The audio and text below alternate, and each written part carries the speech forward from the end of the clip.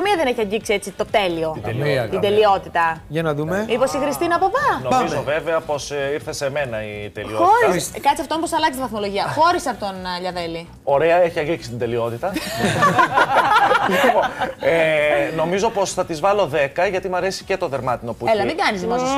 Συγγνώμη, δεν έχει χωρίσει κιόλας. Πρέπει να την προωθήσουμε λίγο. Να κάνεις τον εαυτό σου. Εγώ λοιπόν είμαι διαθέσιμος, της βάζω ένα ωραιότατο 10.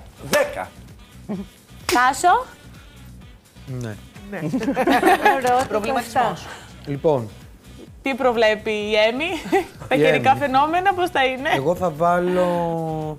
Βλέπω κολάν με μπότες και ένα πολύ ωραίο κορσέ. Θα βάλω 7. Θα προτιμούσα. Είναι ωραίο με τις μπότες, αλλά επειδή έχουμε να κάνουμε με το κορσέ από πάνω, θα προτιμούσα να ήταν με γόβες, θα το έκανε ακόμη πιο μοντέρνο. Και γιατί στα μάτια του απλού κόσμου φαίνεται 10 αυτό το ντύσιμο. Εσύ ο απλός ο κόσμος. Εγώ είμαι απλό. Όλος ο κόσμος είμαι εγώ. Όλος αντρικός. Για πες, Τάσο. Γιατί φαίνεται 10. Γιατί μας ξεγελάει και έβαλε 10 ο Παναγιώτης και να εσύ Δεν βάζει ξέρω, 7. του Παναγιώτη μάλλον του αρέσουν.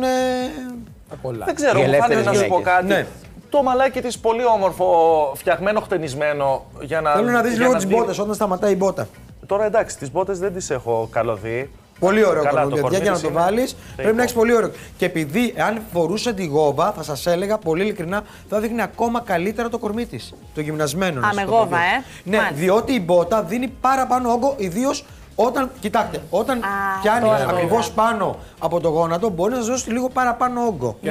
Και να σας πω και μια λαϊκή γνώμη ακόμη παραπάνω του Παναγιώτη. Τη γόβα να τη χρησιμοποιείτε και με τα εσώρουχα και τα χωρίς τα φορέματα. Ακόμα δεν έχουμε φτάσει σε αυτή τη βαθμολογία. Πάμε στην επόμενη. Πάμε στην κυρία. επόμενη. Άκου να δεις να βαθμολογούμε και τα